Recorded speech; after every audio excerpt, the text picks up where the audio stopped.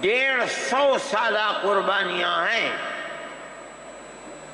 کوئی اس ملک کے اندر ہندو مسلم ایسی پارٹی نہیں ہے جس کی تاریخ ایسی قربانیوں کی تاریخ ہو.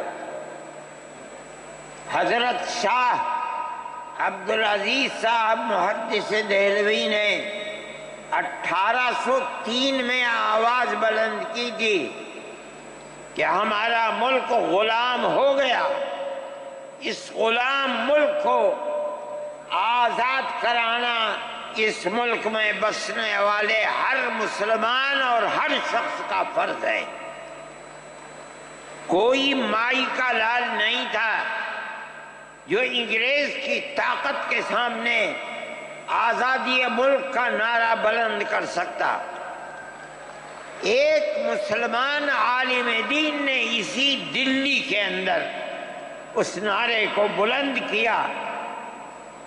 اس کی جائیداد قرق کر لی گئی، اس کے مدرسے کو دفن کر دیا گیا، اس کو دلی بدر کر دیا گیا. لیکن یہ مسلمان ایسے نہیں تھے جو کسی ملک کے پیسے یا اس کی سطوت اور اس کی طاقت کے سامنے سر جھکا دیتے. جو انہوں نے اپنا موقف اختیار کیا تھا پتھر کی چٹان کی طرح، اسی طرح اس موقف کے اوپر کھڑے رہے. سب سے پہلا جہاد سن 1932 کے اندر ہوا. ہندوستانی لوگ تو جانتے بھی نہیں، اور اس کے اندر لوگ مر گئے، ختم ہو گئے. شاہ عبدالعزیز صاحب کے رشتے کے، ان کے قریب، ان کے اولاد میں شاہ اسماعیل شہید اور رائے بریلی کے شاہ احمد شہید، دونوں کے دونوں ختم ہو گئے، شہید ہو گئے بالا کوٹ کے میدان میں. لیکن پیچھے نہیں ہٹے. وہ لوگ جو بچ کر آئے تھے سن 1857 میں پھر جہاد کر دیا، اور اس کے اندر صرف اسی دلی کے اندر 33,000 مسلمان شہید کیے گئے، اور لال قلعے سے لے کر جامع مسجد تک درختوں کے اوپر ان کی لاشوں کو لٹکا دیا گیا. یہ مسلمان کی تاریخ ہے، علماء کی تاریخ ہے. بتائیں کون ہے جس کی زندگی کے اندر یہ تاریخ مل سکتی ہے؟ میں کہتا ہوں، لاکھوں آدمی کے سامنے کہتا ہوں، کوئی مائی کا لال ہے جس نے اس ملک کی اس طرح خدمت کی ہو جس طرح مسلمان علماء نے خدمت کی ہے؟ میرے بھائی، جمعیت علماء انہی مجاہدین کی بنائی ہوئی جماعت ہے. ہم تو ان کے جوتے سیدھے کرنے والے ہیں. ہمارا کیا کام ہے؟ ایک ہی کام ہے کہ انہوں نے جو جمعیت کی بنیاد کے اندر ہندو مسلم اتحاد اور ملک کے ہر بسنے والے کو ایک پیغام دیا تھا پیار و محبت کا، ہم اسی پیغام کو لیے بیٹھے ہوئے ہیں. ہمارا کام صرف اتنا ہے. دنیا توڑنا چاہتی ہے، حکومتیں برباد کرنا چاہتی ہیں، فرقہ پرست ذہنیت آگ لگانا چاہتی ہے، یہ نعرہ دینا چاہتی ہے کہ ہندو الگ، سکھ الگ، مسلمان الگ. ہم کہتے ہیں نہیں، ہندو مسلم سکھ عیسائی بھائی بھائی. یہ ہمارا پیغام نہیں ہے، ان بزرگوں کا پیغام ہے جنہوں نے پھانسیوں کے تختوں کو چوما، اپنے اس ملک کے لیے چوما ہے، اس کی آزادی کے لیے چوما ہے. اس ملک کے اندر یگانگت اتحاد جس کو آج آگ لگایا جا رہا ہے، ہمارے بزرگوں نے اسی اتحاد کے لیے اپنی قیمتی جانوں کو قربان کیا ہے، اور ان کا مقصد یہ تھا کہ ملک آزاد ہو جائے، حکومت ایسی بننی چاہیے جو حکومت سیکولر حکومت ہو، کسی کا حق نہ جائے۔ کانگریس اس لیے نہیں بنی تھی، یہ 1803 کی آواز ہے کہ ملک غلام ہو گیا، جہاد کرنا فرض ہے۔ کانگریس کا تو وجود بھی نہیں تھا، کانگریس تو 28 دسمبر 1985 کو بنی ہے اور اس کا پہلا اجلاس بمبئی کے اندر ہوا ہے۔ آپ لوگ سمجھیں اس کو، کانگریس ملک کو آزاد کرانے کے لیے نہیں بنی تھی، کانگریس کی تجویز موجود ہے۔ وہ کہتے ہیں کہ ہندو مسلم ملک کے بسنے والوں کی اس جنگ و جدال سے دو جہاد، سن 32 کا 1857 کا، اس جہاد کے نتیجے میں جو برطانیہ کی حکومت اور ہندوستان کی حکومت میں دوری پیدا ہو گئی ہے، کانگریس کا مقصد تھا کہ اس دوری کو ختم کر دیا جائے، ملک کو اپنے گردن سے زنجیر غلامی کی نکال کر توڑ دیا جائے، کانگریس کا مقصد نہیں تھا۔ میں آپ سے کہتا ہوں یہ بات ہے اور کانگریس کی تجویز میں موجود ہے، کوئی اس کی تردید نہیں کر سکتا۔ کسی نے حضرت گنگوہی رحمت اللہ علیہ سے پوچھا کہ ایک جماعت بنی ہے جو ہندوؤں نے بنائی ہے انگریز کے ساتھ مل کر، کیا مسلمان اس جماعت میں شریک ہو سکتا ہے؟ حضرت نے فتویٰ دیا اور یہ کہا کہ جس طرح اپنے کاروبار میں ہندو مسلمان شریک ہو سکتا ہے، اسی طرح اس پارٹی کے اندر بھی ہندو مسلمان شریک ہو سکتا ہے، بشرطے کہ دین کو کوئی نقصان نہ پہنچے۔ اس فتوے کا نام ہے نصرت الابرار، جو پرانی مکتبیں ہیں، لائبریریاں ہیں، یہ آج بھی وہاں موجود ہے۔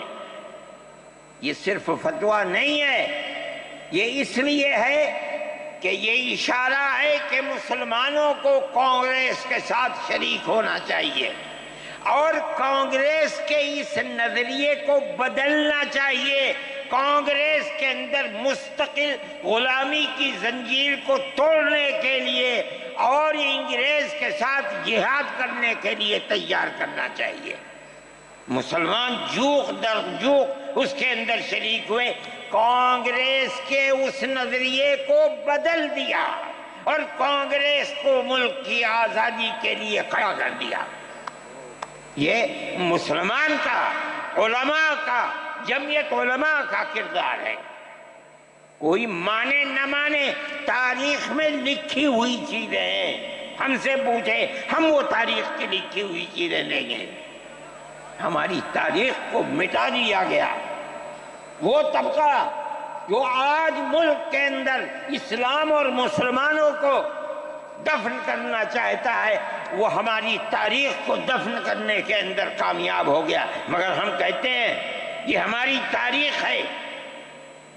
میرے بھائی، ملک اسی طرح چلتا رہا، جیسے جیسے آزادی قریب آتی رہی، جمعیت علماء ہند وہ تنہا ایک جماعت تھی جو برابر موتی لال نہرو، جواہر لال نہرو، گاندھی جی سے یہ بات کہتی رہی کہ ہمیں ضمانت دو، ہم 143 سال ہیں ہماری زندگی، جہاد کی زندگی، ہمیں یہ ضمانت دو کہ ملک آزاد ہوگا تو اس کا کردار سیکولر کردار ہوگا، دستور سیکولر دستور ہوگا، جس کے اندر ہندو، مسلمان، سکھ، پارسی، عیسائی ہر ایک کو اپنے مذہب کے ساتھ جینے کا حق ہوگا اور حکومت کا کوئی مذہب نہیں ہوگا۔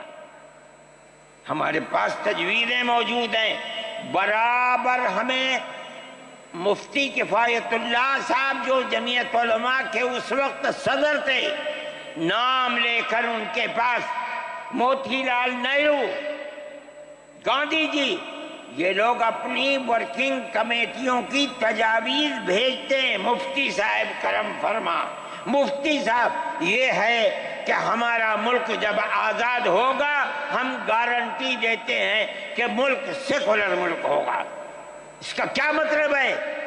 ہمارا کردار، ہمارا مذہب، ہمارا وقت، ہر چیز آزاد رہے گا، مسلمان جس طرح چاہے گا اپنی زندگی گزارے گا، اپنے مذہب کو سینے سے لگا کر زندگی گزارے گا۔ میں یہ بات صرف ہوائی نہیں کہہ رہا ہوں، آپ غور سے اس تحریر کا ایک ایک لفظ سنیں۔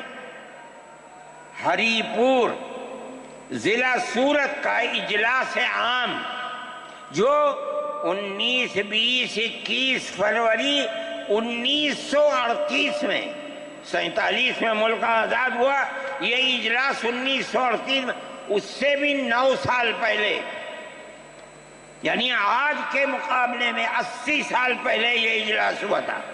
اس کے اندر تجویز دیکھیے آپ، ورکنگ کمیٹی نے 1937 میں اپنی کلکتے کی میٹنگ میں اقلیتوں کے حقوق پر جو تجویز پاس کی تھی اسے یہ کانگریس منظور کرتی ہے، اس وقت کی بات ہے،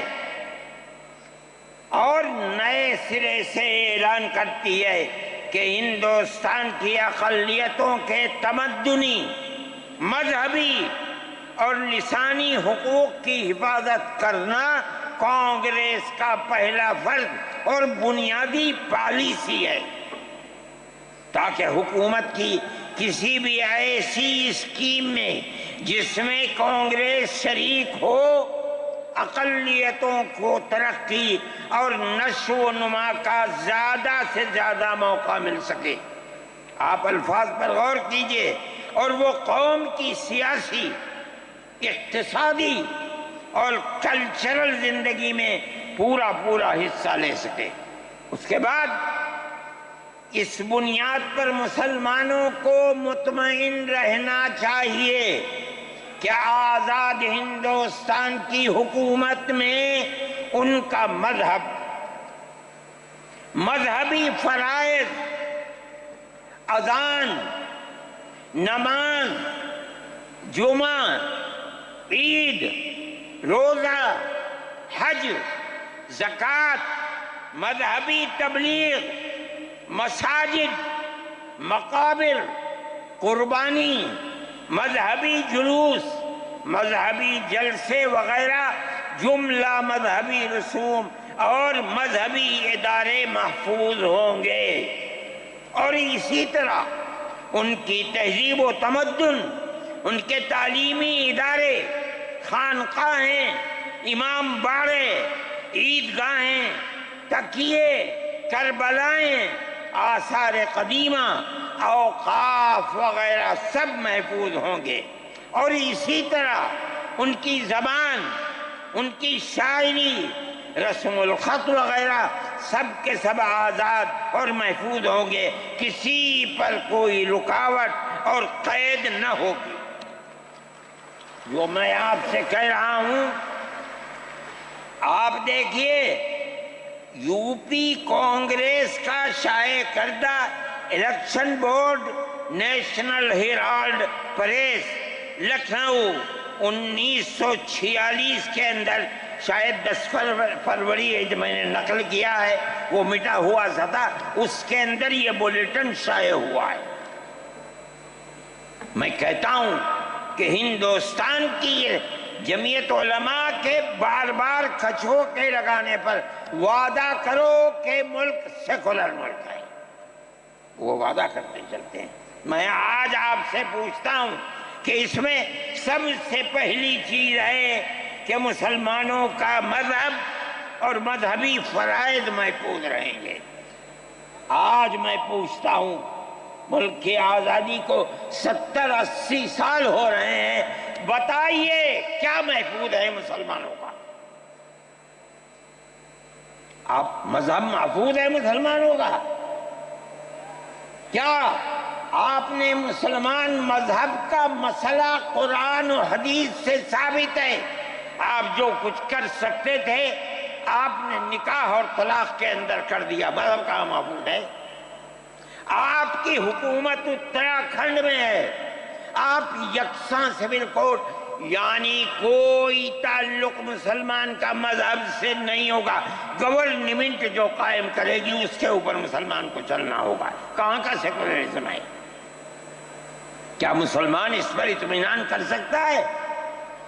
آپ کی زندگی اور آپ کی حکومت کا بنیادی ناپاک پتھر یہ ہے کہ مسلمان کو اپنے مذہب سے آپ دور کر دیں. کیا آپ اسے قبول کریں گے؟ یہ آج کی حکومت کا یہ مسئلہ ہے. مذہبی فرائض کہاں کے آپ زندہ رہ گئے؟ آج آپ نے مسئلہ بنایا ہے کہ اتراکھنڈ کی ریاست اور شہروں کے اندر مسلمان جو 50 سال سے آباد ہے آباد بھی نہیں رہ سکے گا.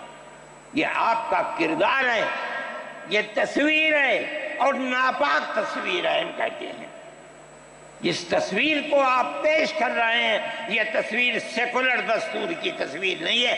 ہمارا آج کا یہ کنونشن سیکولر دستور کی حفاظت کے لیے ہے. کہاں ہے جی؟ کیا کر رہے ہو؟ اس ملک کو، ملک میں رہنے والوں کے لیے جہنم بنا رہے ہو. جمعیت علماء اس کو قبول نہیں کرتی. ہم تو کہہ رہے ہیں اس بات کو، کسی کی زبان اٹھتی ہو یا نہ اٹھتی ہو، لیکن ہم کہتے ہیں کہ جو ہو رہا ہے وہ ملک کو آگ لگانے کے لیے، دستور کو آگ لگانے کے لیے ہو رہا ہے. جمعیت علماء اسے قبول